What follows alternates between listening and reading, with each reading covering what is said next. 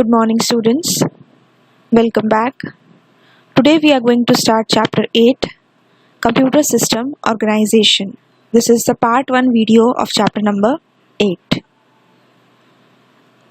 As we all know that nowadays everything around us involves technology and primarily the computers. Whatever the work we are doing nowadays, it is based on computers and they have helped us do various tasks easily and efficiently. The various such tasks are withdrawal of money from ATMs anytime and anywhere, online shopping, e-learning, ticket reservation for railways and airlines, payment of telephone and electricity bills, diagnosis of diseases, and searching for information on the internet. There are various other tasks that can be done through computer, but we have discussed mainly these. So, we know that computer has made our work easier and efficient. So in this chapter we are going to learn the organization of computer, what does a computer system consist of and how it works. First of all, let us understand what is a computer. Technically, the definition of computer is that it is an electronic device that takes the input from the user in the form of data, and after processing the data it produces the output, which is known as information. Now, how is the working of computer can be represented? Basically, computer works on the data, then processes it and then gives the information. So we can say data, then process, then information. Input, process, output. Now what is data? Data is the raw facts or figures like 121 or any name like Rahul. This data when processed gives information. If I say Rahul has admission number 121, so I am making the use of data with some more information. So this becomes my information. And this process of converting data into some meaningful information is known as information processing cycle. Information processing cycle. Next we have is basic components of computer system. A computer system comprises of the two components, that is hardware and software. Hardware, as the name suggests, the parts that are hard, that is the physical devices that are connected to the computer like motherboard, memory devices, monitor, keyboard. And software, as the name suggests, it is a set of programs or instructions. Software can be your MS Word, MS Excel, your operating system. Software also has two parts, that is the application software and system software, about which we will learn in the later part of the chapter. Now here we have understood that the two components of computer system are hardware and software, and both hardware and software make the computer system function. Software needs hardware and hardware needs software. And every task which is given to computer, it follows input, process, output cycle. Whatever work is given to computer, that is input. When it will do processing on that one, that is process. And after processing, whatever output it will give, that is the result. So every task follows input, process, output cycle, or you can say IPO cycle. The input unit takes the input. CPU, that is the central processing unit, which is known as the brain of computer. It processes the data. And the output unit produces the desired output. Also, we have the memory unit, which holds the data and instructions during processing. Next we have is input unit. As discussed earlier, the input unit is used to take the input with the help of input devices, and it converts it into a binary form so that it can be understood by the computer. As we know that computer understands only one language, and that is the machine language. Which is the machine language? That is the binary language, which is in the form of 0 and 1. 1 stands for on and 0 stands for off. So today we are going to discuss here some of the commonly used input devices. Keyboard and mouse are the two devices which are found with every computer. All of you know this thing. Keyboard, it is the most commonly used input device with the help of which we can enter the data in the computer with the letters, digits and some special symbols. Next we have is mouse. Mouse is a pointing device which is used to select or point to any icon on the screen, When a user moves a mouse, the pointer moves in the direction of mouse movement. Like I am moving the mouse, so you can see here on the screen that the mouse pointer is also moving. So what does it help us to? It help us to select any icon or point to any icon on the screen. Next we have is light pen. Light pen is a pointing device that can be used to select anything by simply pointing at it or drawing figures directly on the screen. Little working of the light pen is like a mouse only. You can see in the picture this is a light pen. If you want to select anything, you can just make use of the light pen. And how does it work? It has a photo cell mounted on the pen shaped tube. This is a pen shaped tube, and in this it has a photo cell. So whenever its tip touches the screen, that is when the initial point touches the screen, it is capable of sensing the position on the screen with the help of this mounted cell. Okay. Next we have is optical mark reader, that is OMR. Optical mark reader, it is a device which has pre-specified type mark made with the dark pencil or ink, and after reading it, it transcribes the marks into electrical pulses that are transmitted to the computer. What is its meaning? Now here in the picture you can see this is optical mark reader. It is used to read basically the OMR sheets. Students must have given various competitive examinations, or you will give in the future.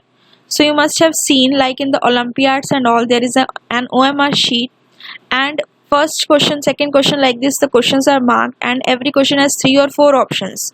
Out of those you have to circle one, either with a pen or pencil, whatever the instructions are provided. So to read these sheets are not checked manually by hand. These sheets are passed into the optical mark reader, this device. This type of sheet is there in which you just circle your answers with the help of pencil or pen, and then you pass this sheet inside an optical mark reader, which reads the marks and changes them into the electrical pulses and then transmits into the computer. These are the MCQ based answer sheets which are checked with the help of optical mark reader. Next we have is smart card reader. Now what is a smart card reader? Sometimes when you must have gone for shopping or anything like that, you must have used your ATM card or debit card there instead of paying the cash. So that machine which reads your card and takes your information and your amount gets debited from there, that processing is done by the smart card reader. How does it work? Smart card is embedded with a microprocessor in it. The smart card which you are using, credit card, debit card, or your any other card, it has a small chip inside it. When these smart cards are inserted into the smart card reader, the machine, that is the smart card reader, it reads the microprocessor, and then it takes the information, and accordingly whatever the amount you pay, that gets debited from your account. Now where it is used? It is used in banking, medical and large companies for security authentication. This is your machine and this is your card which is placed like this. Next we have is barcode reader. Barcode reader is this machine. Sometimes when you go for you go to any mart or you go to any shopping mall, you must have seen when you just give your items to the person to make a bill, then the person just reads the you can say the price of each item using the barcode reader. So how it is done? It is a machine that reads the barcode. Now what is a barcode? At the back side of every product there are some vertical lines like this, some thin, some thick. These lines are known as a barcode, and to read these lines we need a machine that is known as a barcode reader. It consists of a light source, like when you put this barcode reader on the barcode, there is a light source and which detects the price of that particular item. It also has a light sensor and a lens which translates the optical impulses into the electrical signals. You are giving the optical impulses, that is you are passing the light, and light is getting changed into the electrical signals. So this is the way how the barcode reader works. Next we have is QR code reader. QR code reader is very common nowadays. In order to share the files from one phone to another, Android phone to another, we use QR code. So basically QR stands for quick response code. It is a special type of barcode. We have learned about the barcode just now. So it is also a type of barcode, but it is a special type that anybody can scan with a smartphone app that directs the user to the website. When you scan the code with the help of smartphone, it translates that information into something that can be easily understood by humans. Like when you are going to share the files using the Share It app, what happens is it asks you for a QR code.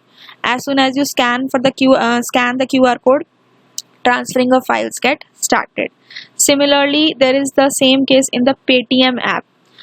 When you just pay for anything, it asks you for scanning the QR code. It gives you the information. When you scan the QR code, it gives the particular information to the person you are giving the money to. So in this way it works, and then it gives the information to the other person. Next is biometric sensor.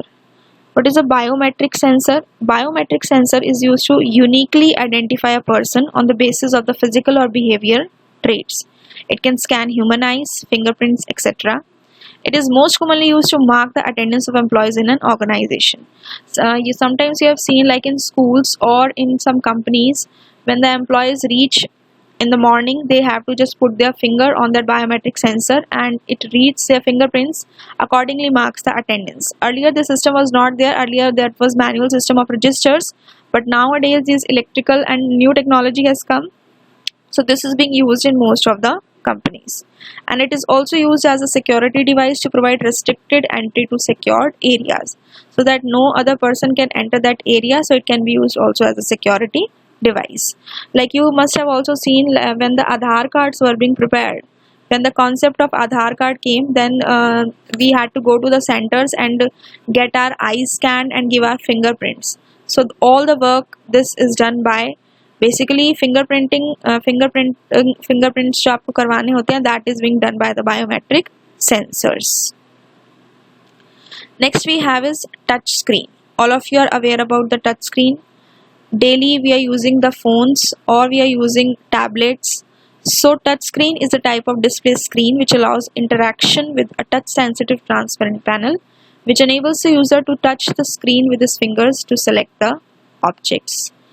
We have computers also which have the touch screen facility. So just by touching it with our fingers, we can just open that particular software, or we can open the particular application in our Android phones, in our smartphones.